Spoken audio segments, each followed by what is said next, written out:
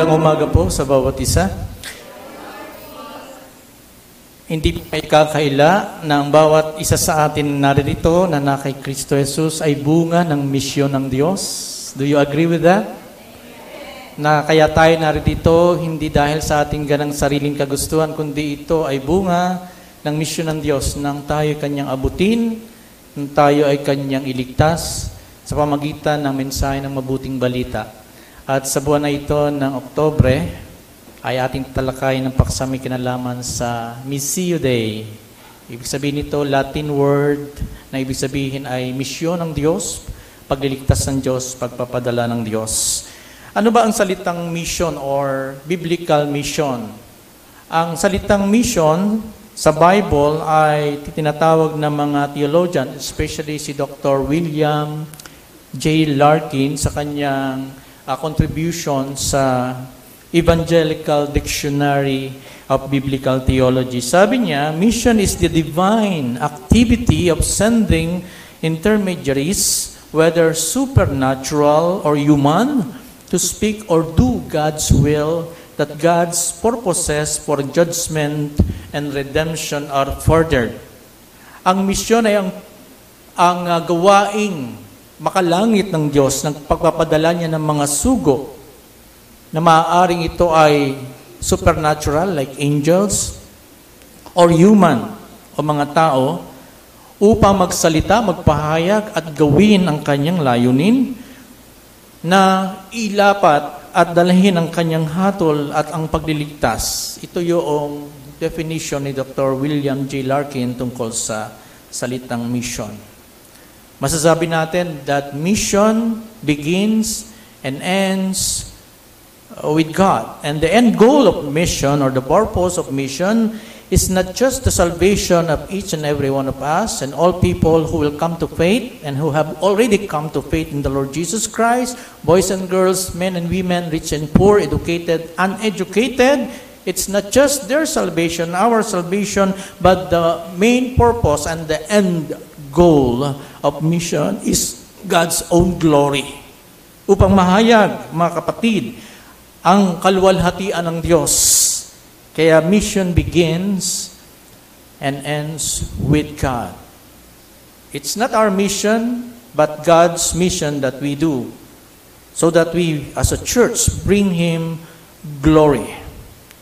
Sabi po ni Dr. Joel Williams, and I quote, "The ultimate purpose for the mission is to bring glory to God so that the multitude from every tribe, nation, people, and language might declare the praise and honor and glory and power of God for all eternity."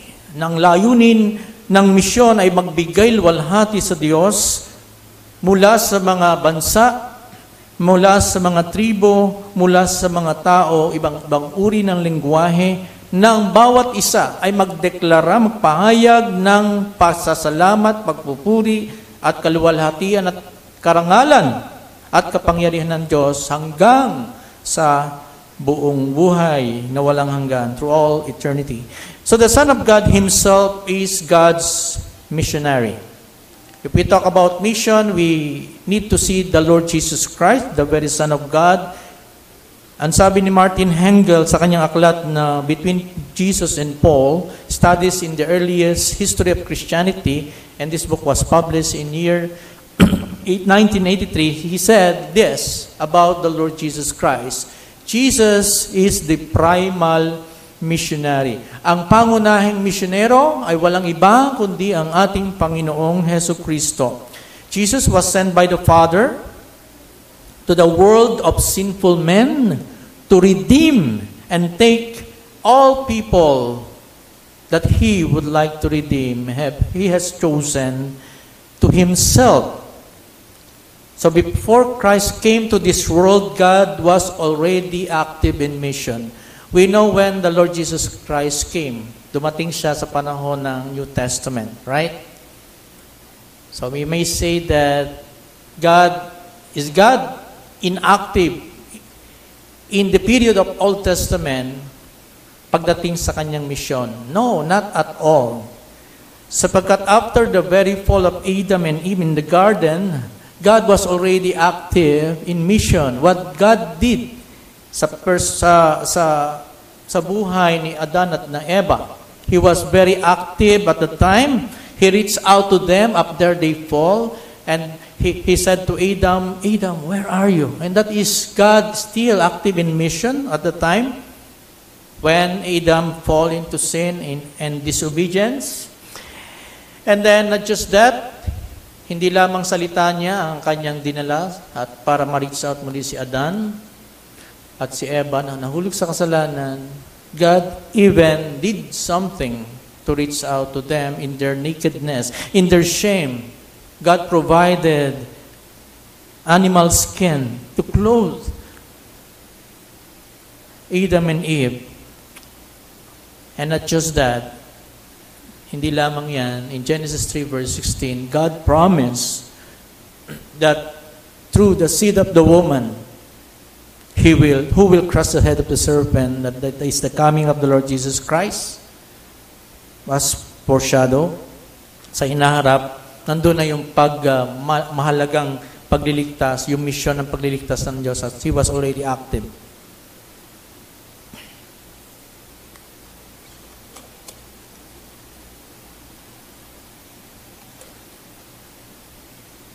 So we find God, even in the Old Testament, who was so active in mission. He reached out to pagan Abraham. Si Abraham na isang pagano, sumasamba sa mga heavenly bodies. He called Abraham to be his own. Even Moses, he called Moses to lead his people out of slavery in Egypt. So in the Old Testament, we find that God is already reaching out to His chosen people. What about the period between the time that the people of God was under His judgment? The period na kung saan, yung panahon na kung saan, ang bayan ng Diyos ay sumaway sa kanilang tipan sa Diyos at nagdala iyan sa kanila, sa hatol ng Diyos, sila'y napasailalim sa kanilang mga kaaway, katulad ng Assyrian, ng Babylonian, at ng Persian. Even their exile was part of God's mission unto them. Sapagkat ang mga kaaway na ito ng bansang Israel ay nagsilbing judgment ng Diyos para sa kanila, sa layunin na sila'y papanumbalikin sa kanilang kaugnayan sa Diyos dahil sila'y tumalikod sa pagtitiwala nila sa Kanya. Subalit we find in the Old Testament na hindi sila tumugon ng may pagsisisi at panunumbalik sa Diyos. Kaya sila'y nagapi ng kanilang mga kaaway, kaya sila'y nadalang bihag patungo sa ibang lupain. Ganun pa man, ang Diyos ay patuloy na umabot sa kanila. Meron mga remnant o mga natira sa kanila na inabot ng Diyos na sila'y naging dalang bihag pa rin sa Babylonia. Subalit sila'y muling ibinalik ng Diyos sa Juda. At nagsugo ang Diyos ng paganong hari sa katauhan ni Haring Cyrus ng Persia upang maganap ang muling pagbabalik na ito ng mga Israelita, ng mga Hudyo sa sarili nilang lupain, upang muling itatag nila ang templo at magpatuloy sila na muling manambahan kay Yahweh. So, pinapakita ko lang dito na ang Diyos ay aktibo simula nang bumagsak si Adan at Eva sa kasalanan, ay hindi na po tumigil ang Diyos sa pag-abot sa kanyang mga taong pinili na nais niyang maligtas. What about the period in the history of Israel sa panahon na tinatawag na intertestamental period? Yung panahon ng Malakias, the time of Malachi, at yun po yung huling aklat sa Old Testament, up to the book of Matthew. So ito ay 400 silent years, by the way. Walang propeta na hindi nagpadala ang Diyos ng propeta sa lupaing ito. Can we say that during this intertestamental period, is God not active in His mission? Well, hindi siya tumigil actually. We may say that those 400 silent years were marked by God's inactivity in mission, but it's not so. Sapagkat ayon sa mga Bible scholars, for example, si Scott McKnight, sa kanyang aklat na a light among the Gentiles, Jewish missionary activity in the Second Temple Judaism, published in year 1990, sabi ni Dr. Scott McKnight, and I quote, Gentiles were converting to Judaism, and that conversion took place throughout the Roman Empire. So imagine, sa panahon na ito, no, na wala pa ang ating Panginoong Hesukristo, between Malachi and Matthew, walang propeta, hindi pa dumarating ang Panginoon, 400 silent years, ang Diyos ay gumagawa, inaabot yung mga paganong bansa, ang mga hentil, sa pamagitan nitong bayan niya, ang bayang Israel, sa pamagitan ng Judaism. We can say that Judaism is just one step to becoming a Christian, ano, di ba? Masasabi natin, because salvation comes from the Jews. Sinasabi ng Panginoon, because Israel were the chosen people of God to bring light to the Gentiles. And that is in Isaiah chapter 61. That is how Israel should function, to be the light among the Gentiles. And so God was active in reaching out not just to Israel, but also to the Gentile nations during this intertestamental period. And according to Dr. Scott McKnight, he said the very presence of proselytes or God-fearers indicates quite clearly that conversions were taking place. So I'm not saying they are converted already to Christ, but somehow these proselytes, pagan, Greek people, Roman people, were converting to Judaism, and that's part of God's mission during the intertestamental period between Malachi and Matthew. Bagamat hindi po nangyayari ang conversion ng mga paganong ito sa Judaism sa pamagitan ng intentional evangelism na ginagawa ng mga Hudyo at the very time, nangyayari po ang conversion sa pamagitan ng pagtuturo continually ng mga Jew sa mga sinagoga. So ito po yung nakita ni Dr. McKnight. At para sa kanya, ang misyon ay hindi lamang nakatuon sa pagsusugo, kundi sa bunga. Because the very idea of mission is to be sent, right? Kailangan ay may isusugo. Pero during this intertestamental period, ang hirap, tongue twister, no? Intertestamental period, hindi po sila intentionally nanghikayat sa Judaism. Sa halip, they keep on teaching the very scriptures inside the synagogue, at sa halip na go, ang nangyari ay come. Diba? Sa halip na they have to go, ang nangyari, pagan come to them and to be taught by the scriptures. Na ang mga Gentiles ay na-convert sa Judaism sa kabila po ng walang programa or estratehiya na pangmisyon among the Jewish people at the time. I may say that in our own time, it may happen, right?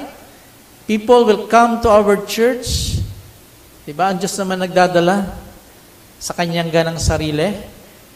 At kinakasangkapan niya, He is using His providence to call people para sila makapakinig ng Ebanghelyo, and they come to the church, and then eventually they became Christian. Naghahanap talaga sila. Pwede mangyari yun.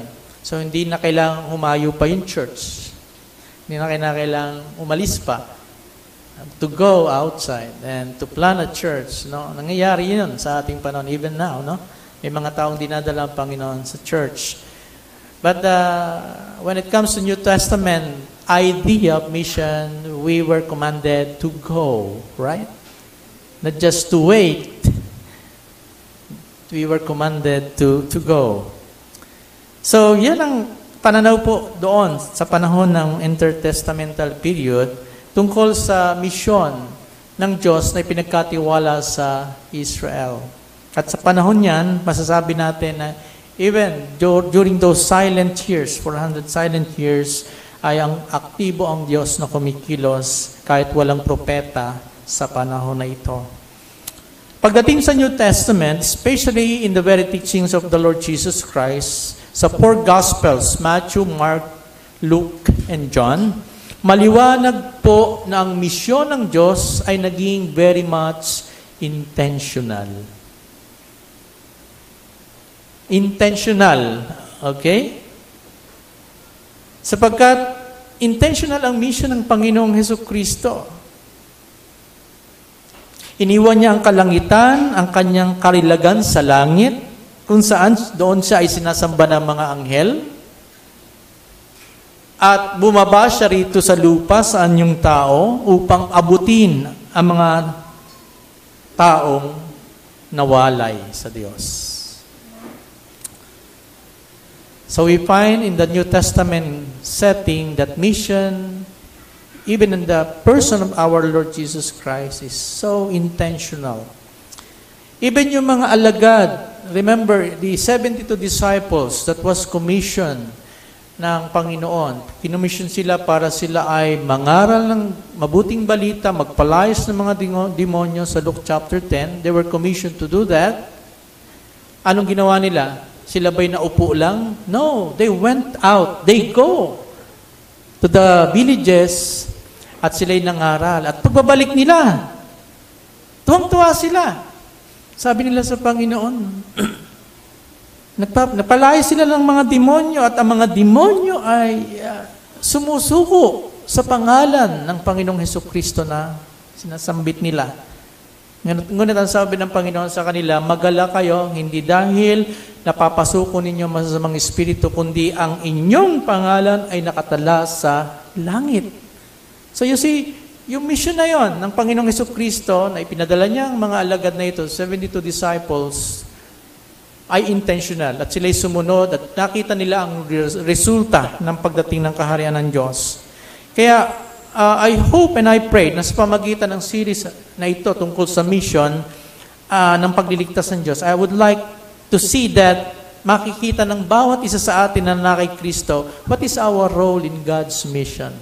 Yan ang pinaka-aim ng mga series ng messages na ito na gusto kong talakayan. By the way, this is just an introduction to a new theme for this month. Kasi Missions Month po natin. So, we are looking forward that each of us will be intentional, much more intentional, sa pag-abot natin sa mga taong hindi pa nakakakilala. We don't need to go to other countries just to do mission of God, right? Although may mga particular tinawag ang Diyos dyan para magmisyon sa ibang mga lahi at bansa at wika. But yung mga mahal natin sa buhay na hindi pa nakakaunawa ng katotohanan ng Ebanghelyo at sila ay patungo sa impyerno, we are called to warn them. We are called to teach them about the Lord Jesus Christ, the promise of eternal life. We are called to declare to them that Christ has indeed overcome all works of the devil, para sila ay patuloy na hadlangan upang hindi sila manampalataya sa ating Panginoon. And as we live in this world, habang tayo nasa daigdig na ito, tayo na mga mananampalataya kay Kristo, I believe, hindi lamang tayo tinawag para maligtas, okay? Kundi tinawag din naman tayo para magdala ng mga tao patungo sa kaharian ng Diyos. If we cannot see ourselves like that, we will be very passive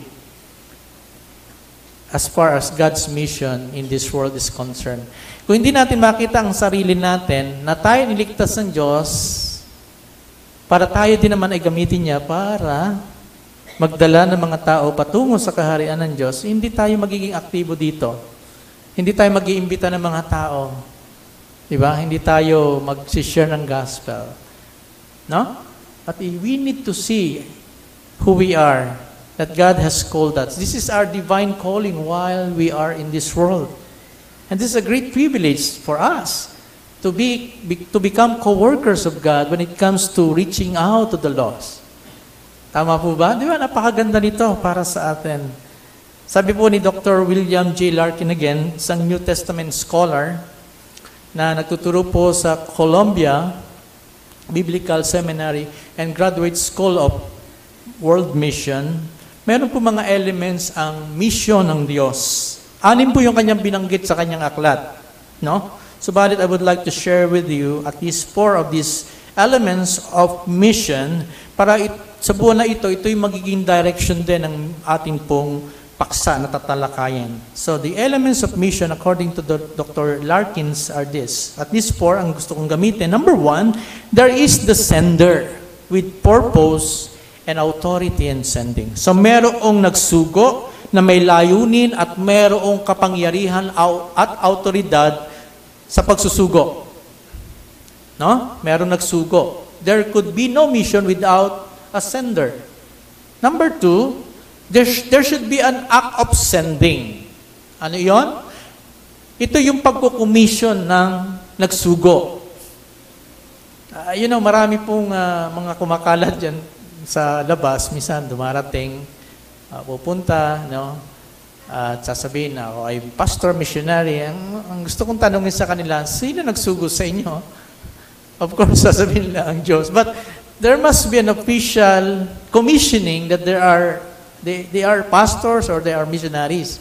Otherwise, they are doing this just for the sake of, I don't know what purpose, but they need to be under a certain kind of church ang church na nag-send sa kanila para mag-mission. And this is what ABCOP is doing as well.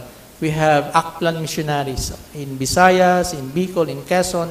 No? Yan po yung ginagawa ng ABCOP. Ang ABCOP mayroong mga missionaries na sinusuportahan ng mga churches din naman para humayo at magplan ng mga churches. So they are under ABCOP commissioning and authorization. Of course, under God Himself. So yun ang pangalawa. The act of sending, meaning they have to have a certain authorization or commissioning bilang tugon nila sa pagkakasugo sa kanila. Number 3, there must be a sent one. Dapat, kung meron nagsugo, meron ding isinugo. At meron tumugon sa pagkakasugo. And it refers to agents that God employs at yung kanilang pagsunod. In the case of the divine mission, God the Father was the one who sent. Sino? Sino ang sinugo? The Son of God, Christ. Where? To the world of sinners. What purpose? To save them from their sin and for His own glory. Okay? So, sent one, pero dapat siya ay binigyan ng authority ng nagsugo sa Kanya. And then fourth, the means. Paano gagawin yung pagsusugo? Anong gagawin ng nagsugo? Rather ng isinugo. Well, the very means ng pagkakasugo sa Kanya, ito yung Kanyang gagawin. He will proclaim. He will proclaim the word of the one who sent Him, and it will be proven by His words and His deeds. Ano yung Kanyang ipapahayag at gagawin? May kinalaman sa pagliligtas ng Diyos. So I will cover all these 4 elements in my preaching as I preach this series entitled God's Mission of Redemption. And I hope and I pray that at the very end of this series, we will all see our roles in advancing the mission of God as a church, not just as an individual, kasi meron akong alam dito sa mga kapatiran natin na talagang individually they were sharing the gospel. They were in constant contact with other people outside the church. Hindi sila sumusuko kahit nare-reject na sila. But for those who are not yet involved in reaching out sa mga katrabaho natin, sa mga kaibigan natin, sa mga kapitbahay natin, lalo na sa ating mga mahal sa buhay, para sa ating lahat itong mensaheng ito na tayo ay may bahagi sa pagpapalaganap ng kaharian ng Diyos. Hindi tayo iniligtas lamang ng Diyos para tayo ay maging masaya, kundi ang dahilan bakit tayo niligtas ng Diyos, no, ay para tayo gamitin niya para maabot din yung ibang mga tao ng mabuting balita. Imagine if God, naisip ko lang bigla, no? Kung halimbawa ganito ang ginagawa sa atin ng Diyos. The moment we hear the gospel, at tayo nanampalataya sa Panginoong Hesukristo, and then after that, mamamatay na tayo, pupunta na tayo sa langit. Pwede naman, di ba? Merong ganon. Remember the thief on the cross? Di ba? Pero hindi ba natin naisip, mga kapatid, bakit hindi tayo kaagad kinuha ng Panginoon sa daigdig na ito? Matapos nating makilala siya at manampalataya. May mission ng Diyos na pinapagawa sa atin. That's the answer. Ngayon, kung tapos na yung mission ng Diyos, pwede na tayong mag-depart. Tama po ba? That's the truth.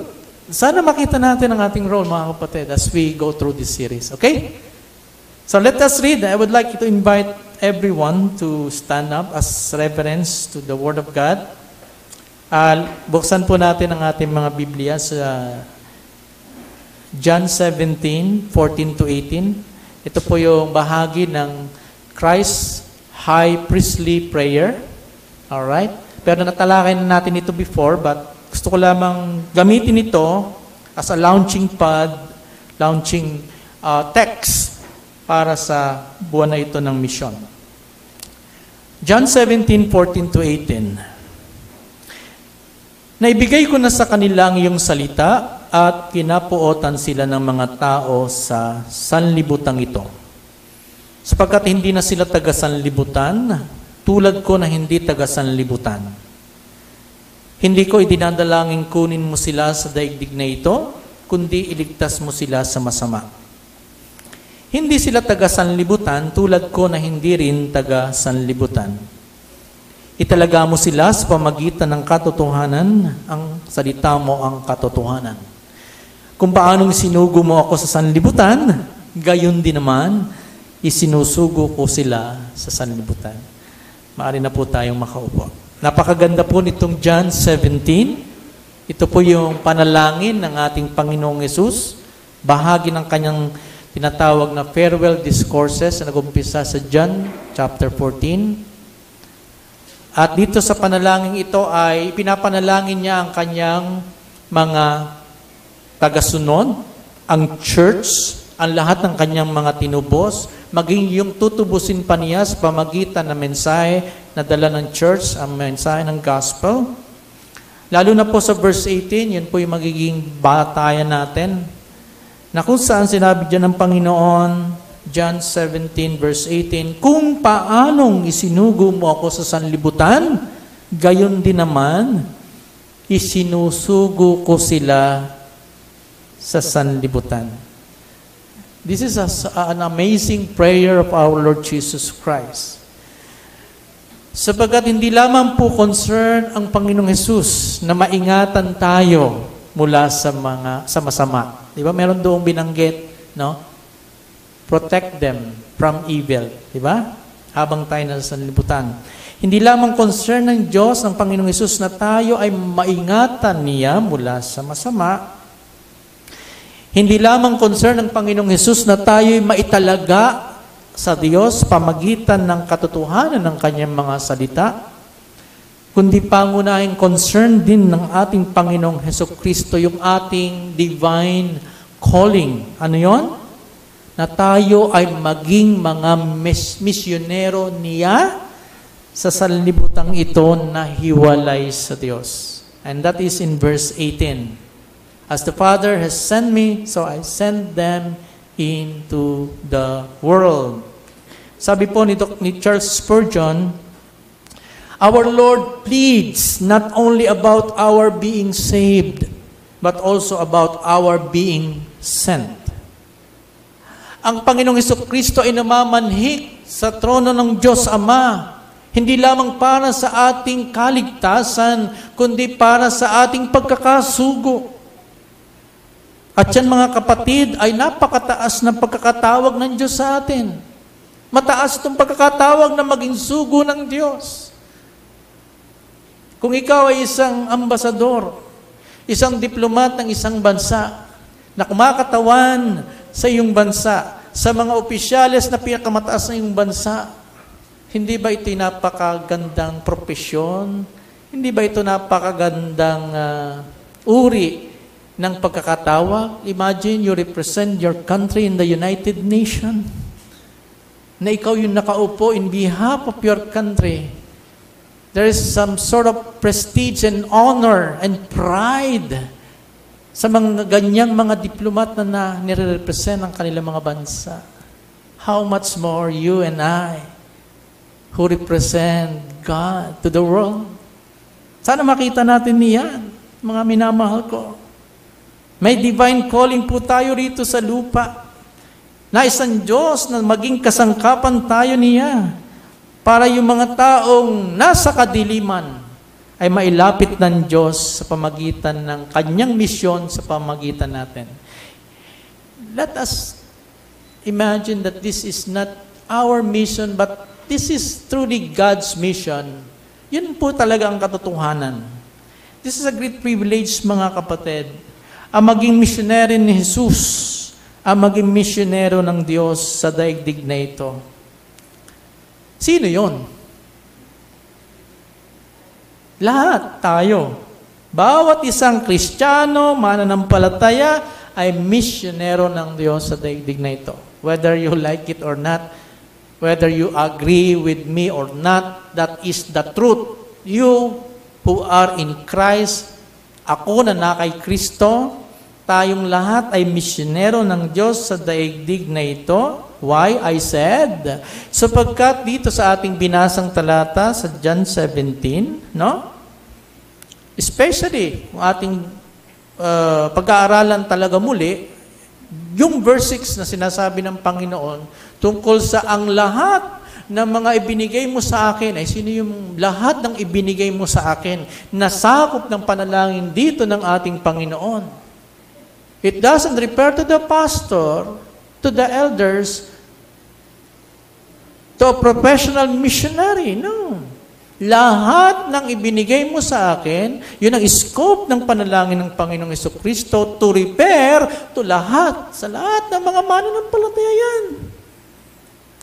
Hindi lamang sa mga espesyal na missionary sinasabi natin, sila lamang ang dapat humayo at mangaral at magdala ng mabuting balita. Ang layunin ng Panginoon dito, maunawaan na lahat ng ibinigay ng Ama sa Kanya ay tinawag niya para maging sugo niya saan? Sa sanlibutan. Walang exemption dito.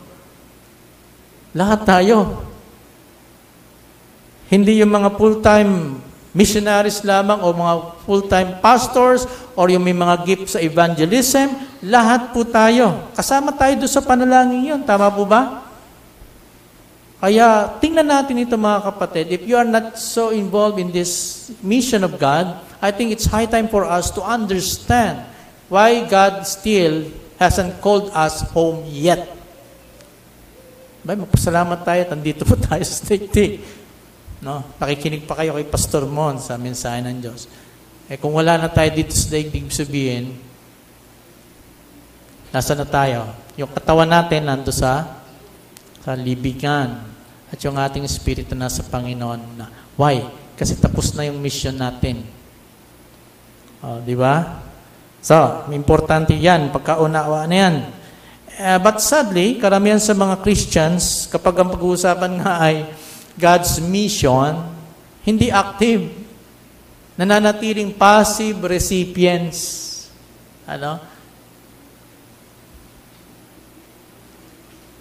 So I believe, kailangan nating maunawaan talaga ang kahulugan nitong God's mission. Missio Dei.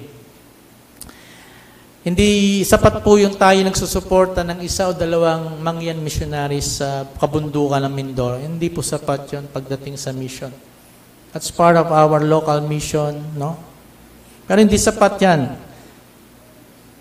Because I believe wherever we go, tayo man yung nagtatrabaho, tayo may nag-aaral sa isang eskwelahan, kasama man natin ang ating pamilya, especially those who are not yet in Christ, ang ating mga kapitbahay. No? Ito po ay mission field na ibinigay ng Diyos sa atin at dapat tayo maging aktibo. I'm not saying that there will be a guaranteed result as we do mission because Adoniram Judson,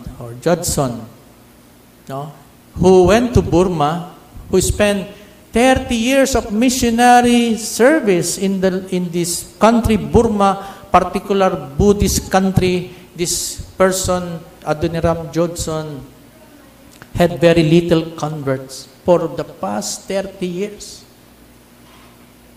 But he keeps on preaching the gospel in obedience to God's calling. So again, in verse 18, gusto nating balikan yung elements ng mission na sinabi ni Dr. Larkin dito. So I would like to apply that. Ano yung unang element ng mission? There must be a sender. And the sender here is God the Father. Sabi ng Panginoong Jesucristo, kung paanong sinugo mo ako, referring to God, sila din naman ay isinusugo ko sa sanlibutan. So, nakita natin yan. Pangalawa, ang nagsugo sa mga mananampalataya na nasa sanlibutan pa, sino? Ang ating Panginoong Jesucristo. So, between the sender and the sent one, anong makikita natin dito? Isang napakalapit na kaugnayan na nagbubunga ng matapat na pagsunod. Malapit ang kaugnayan ng ating Panginoong Hesus sa Ama, di po ba? At nagbubunga ng pagsunod. As we apply that to us, also, kung malapit ang ating kaugnayan sa ating Panginoong Hesus, magbubunga rin yan ng pagsunod. Okay? That's it. So, tingnan natin. Ang nagsugo sa ating Panginoong Hesus dito ay walang iba kundi God the Father. Tama ho ba? Especially sa verse 18. At paano natin makikita na si Jesus ay sinugo ng Ama? Well, maraming mga talata, especially sa Gospel of John, na tumutukoy sa pagkakasugo ng Diyos Ama sa ating Panginoong Hesukristo. Especially, tingnan natin ang John 6:57. Ano sabi ng Panginoong Jesus sa Juan 6:57? Kung paanong sinugo ako ng Amang buhay, at ako'y nabubuhay dahil sa Ama, gayon din naman ang kumakain sa akin, siya na may mabubuhay dahil sa akin. Napansin ninyo ang salita ng Panginoong kung paanong sinugo ako ng Amang buhay. So, he recognizes that God the Father was the one who sent him. In John 6:57, John 8, verse 29, sabi ng Panginoon, at ang nagsugo sa akin, referring to God the Father, ay suma sa akin, hindi niya ako binayaang nag-iisa, sapagkat ginagawa kong lagi ang mga bagay na sa Kanya'y nakalulugod. And another verse is John 12:49. Sabi ng Panginoon, sapagkat ako'y hindi nagsasalita ng mula sa aking sarili, kundi ang Ama na sa akin ay nagsugo, ay siyang nagbigay sa akin ng utos kung ano ang dapat kong sabihin at kung ano ang dapat kong salitain. So yan ay katotohanan na nagpapakita ng nagsugo sa ating Panginoong Hesukristo dito sa daigdig na ito, partikular sa bayang Israel at that time, ay walang iba kundi ang Diyos Ama. Now, ano itong katangian ng Diyos Ama? Ano ang katangian ng Diyos Ama na nagsugo sa ating Panginoong Hesus dito sa lupa? Alam niyo po, napakagandang katangian ng Diyos. He is the one who initiated mission. No? Yan ang napakagandang katangian ng Diyos. Bakit ko nasabi ito? If you are going to open, so sa Luke, for example, Luke 15, chapter 15, verse 3 to 7, And even in Matthew chapter 18, verse 12 to 14, meron ditong parable tungkol sa pag-iwan ng 99 na mga tupa for the sake of looking and seeking sa isang nawawala. And that is the idea or the character of God, na willing siyang hanapin ang nawawala kahit nag-iisa lang. No, maraming mga churches ngayon masyadong concerned sa dami. Pero ang Diyos concerned kahit sa isang nawala. Tama? At sa isang makasalanang nagsisi, merong party sa langit. Nagkakatuwaan, nagkagagalak ang mga anghel. Para saan? Just for the one who repent. Imagine, hindi natin nakikita yung kahalaga ng isang kaluluwa. Di ba? Pero sa Diyos, napakahalaga na isang kaluluwa na maligtas. Another is that sa yung nagre-represent ang Diyos Ama doon sa parable ng alibughang anak. Alam natin yung parable na ito, na yung anak na bunso, ay kinuha ang kanyang mana at nilustay sa wayward kind of life at kumain ng mga pagkain ng baboy at siya'y nakaisip, sa bahay ng aking ama ay ako'y sagana, may pagkain, samantalang dito ako'y naghihirap, babalik ako sa aking ama. Ano nangyari nung siya'y bumalik? Itong ama ay hindi siya sinisi, sa halip niyakap siya. Yan ang larawan ng Diyos Ama, na siya nag-i-initiate ng paglapit. Hindi niya sinumbatan itong kanyang anak na lumayo sa kanya, bagkus niyakap niya, sinuotan ng singsing, binigyan ng panyapa, at nagkaroon na naman ng party. Ganyan ang katangian ng Diyos Ama na nag-i-initiate ang pag-abot sa mga nawawala. At siya rin yung nilalarawan doon sa Luke chapter 14, verse 16 to 24, bilang hari, na kung saan ay kanyang, papakasal ang kanyang kaisa-isang anak, and he sent, nagsugo siya ng mga sugo para anyayahan ang mga taong unang dapat pumunta, pero they refused to come to the wedding feast. And then sabi niya, kung sino na lang makita niyo sa labas ng daan. Imagine, yung mga tao nga ayaw, lumapit ayaw pumunta sa handaan. Referring to those nakarinig ng mga salita, pero nireject pa rin ang gospel. Well, diyan muna kayo. Merong kailangan. Kailangan naman ang iba na anyayahan. And that is how the king reflects the very character of God, which is the one who initiates the mission. He is the one who sent. So yan po yung character ng ating Diyos Ama. Meaning siya ay nag-initiate ng pagsusugo at siya ay nag-initiate ng pagsusugo sa ating Panginoong Hesus sa lupa upang mailigtas ang buong sangkatauhan mula sa pagkakaalipin sa kasalanan at mula sa kanyang matinding parusa sa pamagitan ng pagdurusa at kamatayan ng Panginoong Hesus sa krus. Kaya pag sinabing mission ng Diyos, it refers to God's redemptive act in Christ. Dahil ang Ama nagsugo sa Panginoong Hesus, napaka-importante para sa kanyang sinugo ang Panginoong Hesus na matapat niyang gawin ang misyong ito na ipinagkatiwala sa kanya ng Diyos. Alam ito ng Panginoong Hesus. Dapat matapat niyang gawin, gampanan, hanggang sa dako ng huli, ang misyong ito. Kaya doon sa Matthew, chapter 3, sa panahon na siya ay babautismuhan ni John the Baptist, ayaw ni John the Baptist na siya ay bautismuhan. Sa alip, ang sabi ni John the Baptist, ikaw ang magbautismo sa akin. Pero anong sabi ng Panginoong Jesus doon sa Matthew chapter 3 verse 15 kay John? John, hayaan mo mangyari ito ngayon. Sapagkat ganito nararapat sa atin upang matupad ang buong katuwiran. To fulfill all righteousness, and that includes, kailangang magpailalim ang Panginoong Hesus sa bautismo ni John, sapagkat ipinapakita ng kanyang pagpapailalim sa bautismong ito, ang kanyang matapat na pagnanais na gawin ang misyon ng Diyos Ama.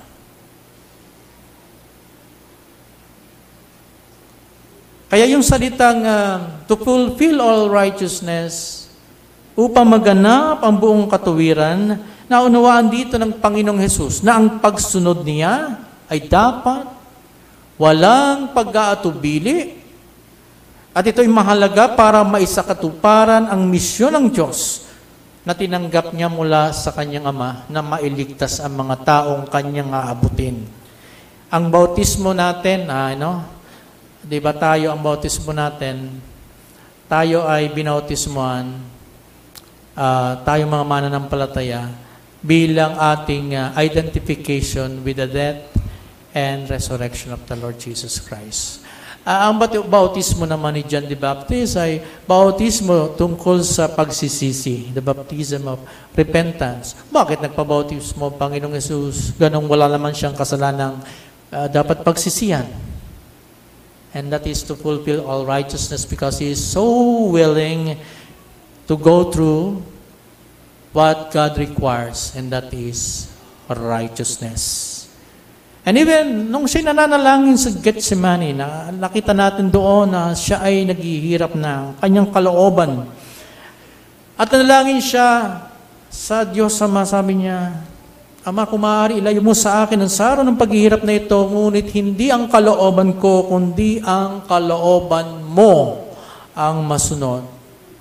So makikita natin dito, mga minamahal ko, na ang ating Panginoong Hesukristo ay matapat niyang sinunod ang misyong pinagagawa sa Kanya ng Ama.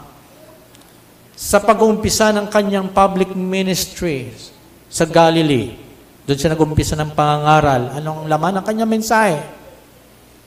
Repent, for the kingdom of God is at hand. Doon siya nag-umpisa. Okay? Ganon din naman, makikita natin na sa pag-uumpisa ng tinatawag niya passion ministry ng ating Panginoong Hesukristo, ano ang kanyang ginawa? Nagpasa ilalim siya doon sa kalooban ng Diyos Ama. Because He was willing to fulfill God's mission na ibinigay ng Ama sa Kanya. And we find that very striking verse, and that is Hebrews chapter 12, verse 2. Anong sabi ng ating Panginoon doon? Through the writings of the author of Hebrew, let us fix our eyes on Jesus, the author and the finisher of our faith, who, for the joy that was set before Him, endured the cross, despising its shame. Bakit na-endure ng Panginoong Jesus ang krus? Because of the joy. Dahil sa kagalakang inilagay sa kanyang harapan ng Diyos, ay tiniis niya ang krus. Hindi niya inalintana ang kahihiyan at siya umupo sa kanan ng trono ng Diyos. Imagine. So, yun po yung mission. He already fulfilled His mission when He died on the cross, mga kapatid. Kaya masasabi natin ng ating Panginoong Hesukristo ay siyang sugo ng Ama. Sa mga panahon natin ngayon, makakarinig tayo, the appointed Son of God. At kung kayo ay updated sa mga news, meron tinatawag na reincarnation of Senior Santo Niño in Socorro, Surigao. Diba? Marami na hong naglalilipa ng mga bulaang Kristo. That's why it's very important for us to see Christ, the true Christ of the Bible, who was the one who was sent by the Lord, by God Himself to reach out to the fallen world of men. Now, where is the authority of Jesus come? Saan nanggaling ang autoridad ng ating Panginoong Hesukristo? Of course, the authority that Christ has ay ibinigay ng Ama sa Kanya. What kind of authority God has given to Jesus? We find that in Matthew 9, verse 1 to 8, and a parallel account of this is in Mark chapter 2. This is about yung tungkol sa lumpo. Ano yung nangyari sa lumpo? Yung lumpo ay binutas yung bubong at kanilang inihugos sapagkat wala na madadaanan at dinala nila itong apat na ito dinala doon sa kalagitnaan ng Panginoong Hesus sa pamamagitan ng pagbubutas ng bubong. At anong sinabi ng Panginoong Hesukristo? Pinatawad ng iyong kasalanan. Nagbulong-bulungan yung mga nakarinig. Sino ito? Namumusong ito. Sapagkat ang Diyos lamang ang may kakayanan at autoridad na magpatawad ng kasalanan. Pero itong nagsabi dito sa lumpong ito, na napatawad na ang kanyang kasalanan, ay tao. Siya ay namumusong. He is committing blasphemous act. No? Pero anong sinabi ng ating Panginoon sa verse 6 sa kanila? Ngunit upang malaman nyo na nasa lupa ay may autoridad ang anak ng tao na magpatawad ng mga kasalanan, kaya't sinabi niya sa lumpo, tumindig ka, buhatin mo ang iyong higaan, at umuwi ka sa bahay mo. So Jesus claimed that God, the Son of Man, referring to Himself, has given the authority to what? To forgive sin. No? Di po ba? Yan. Ano pa? Ang kanyang autoridad, for example, ay hinamon ng mga eskriba at ng mga pari at ng mga elders. Doon sa Mark chapter 11, verse 27 to 28, mababasa natin ang ganito. At sila'y nagsiparoong muli sa Jerusalem at samantalang lumalakad siya sa templo, ay nagsilamit sa kanya mga pangulo saserdote at mga eskriba at ang matatanda. At sinabi nila sa kanya, sa anong kapamahalaan ginagawa mo ang mga bagay na ito? O sino ang sayo'y nagbigay ng kapamahalaang ito upang gawin mo mga bagay na ito? Ganun ang kanilang akusasyon. Tinatanong ang Panginoong Hesukristo, sino nagbigay sa iyo ng authority na gawin ang mga bagay na to? Even in John chapter 8, tinanong ang Panginoong Hesus, sino ka ba talaga? Yan ang tanong nila. Ang sagot niya sa John 8 verse 26 to 29, mababasa natin ng ganito. Sabi ng Panginoon, mayroon ako maraming bagay na sasabihin at hahatulan tungkol sa inyo, subalit ang nagsugo sa akin ay totoo, at sinasabi ko sa sanlibutan ang mga bagay na narinig ko sa Kanya. Hindi nila naunawa na siya ay nagsasalita sa kanila tungkol sa Ama. Verse 28, kapag naitaas na ninyo ang anak ng tao, saka ninyo makikilala na ako nga siya. At wala akong ginagawa mula sa aking sarili, kundi sinasabi ko mga bagay ayon sa itinuro sa akin ng Ama. So hindi siya nagtuturo sa kanyang ganang sarili, kundi ang kanyang itinuturo ay mula sa Diyos Ama. At ang kanyang ginagawa ay mula sa Diyos Ama na nagbigay sa kanya ng authority. At verse 29, sabi niya, at siya na nagsugo sa akin ay kasama ko, He is with me. Hindi niya ako binababayaang nag-iisa sapagkat lagi kong ginagawa ang mga bagay na nakalulugod sa kanya. So, kita natin ang authority na meron ng Panginoong Hesukristo sa pagganap niya ng misyon ng Diyos. At yan ay kanyang ginanap. Hindi lamang siya willing na magpasa ilalim sa pagkakatawag sa kanya upang abutin ang sanlibutan ito na nabagsak sa kasalanan, kundi ginawa niya. So, yun ang kanyang mission. He has the authority to forgive sin. And those people question this authority na magpatawad siya ng kasalanan ng mga tao. Another purpose of Jesus coming, sabi niya, sa panahon na kung saan ay pinag-usapan natin ito, no? Especially yung sa Sermon on the Mount. na sinasabi ng Panginoon, I think sa Matthew 5 verse 17, do not think that I have come to abolish the law, but to fulfill it. Naparito ang Panginoong Hesus para ganapin at tupadin ang propeta, ang mga sulat ng mga propeta at ang mga kautusan, referring to the Old Testament scriptures. Lahat ng mga pangako, lahat ng mga covenant ng Diyos ay tinupad ng Panginoong Hesukristo. Hindi niya inabolish ang law.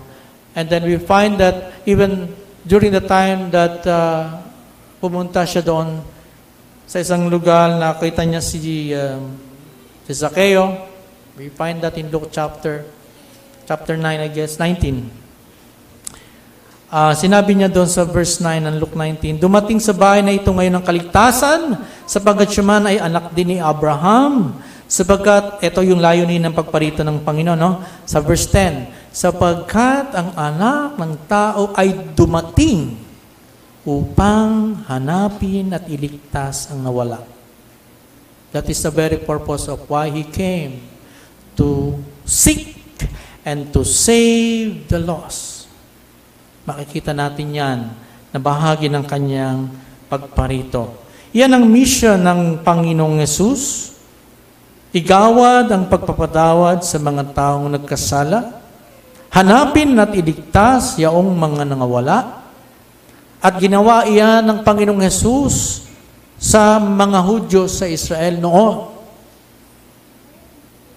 Sapagkat ang Panginoong Hesus ay sinugo hindi para sa sanlibutan noong panahon niya.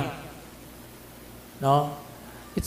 His ministry is so limited in the land of Israel. Kaya minsan may sinasabi ng isang Canaanite woman na ang kanyang daughter ay may sakit, ay naalihan ng espiritu, ay lumapit siya sa Panginoon at nagmakaawa siya. Sabi ng Panginoon sa kanya, I was not sent. No? I was only sent to the lost sheep of Israel. Pero nahabag ang Panginoon sa Canaanite woman na ito. No? Pero yung mission na yon, particular sa lupain na yon, ang effect noon ay nagpapatuloy magpahanggang ngayon, sapagkat patuloy na naghahanap ang Panginoon ng mga nawawala na hindi pa kabilang sa kanyang kaharian, at ginagawa niya ito sa pamagitan ng church. Sapagkat sa church ay pinagkatiwala ng Panginoon ang good news, ang gospel. At napakarami pa mga tao, mga minamahal ko, sa buong sanlibutan, sa buong mundo, sa kontinente ng Asia, kung saan napakaraming tao hindi pa naliligtas, maging sa ating bansang Pilipinas, maging dito sa siyudad ng Muntinlupa, sa barangay Tunasan, dito sa loob ng Villa Carolina, Bible Subdivision 1, napakaraming mga tao pa ang kabilang pa rin sa mga nawawala. Sa Calindola, sa NBP, maraming mga tao ang kabilang sa mga nawawala at patuloy silang hinahanap ng Panginoon sa pamamagitan nino tayo, the church, para sila ay maligtas din, para sila'y tawagin sa pagsisisi at pananampalataya sa Panginoong Yesus. Kaya ang church dapat talagang purong gospel ang ipinapahayag. No? Purong gospel, sapagkat ang pagparito ng Panginoon ay dahil sa kasalanan ng tao. Hindi para bigyan ka ng best life now o payamanin ka. Naalala kong isang tao, bago siya lumapit dito sa church, galing siya sa isang reliyon, sanabi niya, itatry ko dito, pastor. Baka maiba naman ang buhay ko. Kaya totoong taong ito nakakalungkot na wala na sa church. Pero nabautismohan. Bakit? Hindi niya nakita na hindi maiiba ang kanyang buhay. Malibang magsisi siya sa kanyang kasalanan at tunay siyang manampalataya sa Diyos. Kahit sa anong simbahan pa siya magpunta, hindi talaga maiiba ang buhay niya. Pero kung siya'y tumanggap sa Panginoon, talaga maiiba ang kanyang buhay. No? Kaya, nawa, ito ay introduction lang. Tatapusin ko na. Ang akin hong nahihanda mensahe ay, page 10 ho sa 10 pages ho ito. Kaya ako'y nasa page 6 lang. Tatapusin ko na. Pero bago ako magtapos, sa susunod ng linggo, titingnan pa rin natin ang John 17. Ito, bago tayo magwakas, alalahanin po natin yung salitang God's mission. Sa Latin, Missio Dei. Missio Dei. Okay? Ito ay ang kanyang pagsusugo ng kanyang anak sa katawan ng Panginoong Hesus dito sa sanlibutan upang iligtas mula sa isang tiyak na kapahamakan ang sangkatauhang bagsak sa kasalanan. Yan ang misyon ng Diyos. Na siya ang initiator ng misyon na ito. Siya ang nagpadala sa ating Panginoong Hesus. Siya ang tumulong sa mga tao para sila ay tumugong may pananampalataya. At ang Diyos na ito ang nagdadala ng bunga ng misyon niya. I would say that God, the initiator of mission, He is the one who sends, He is the one who empowers, and He is the one who produces the result of His mission.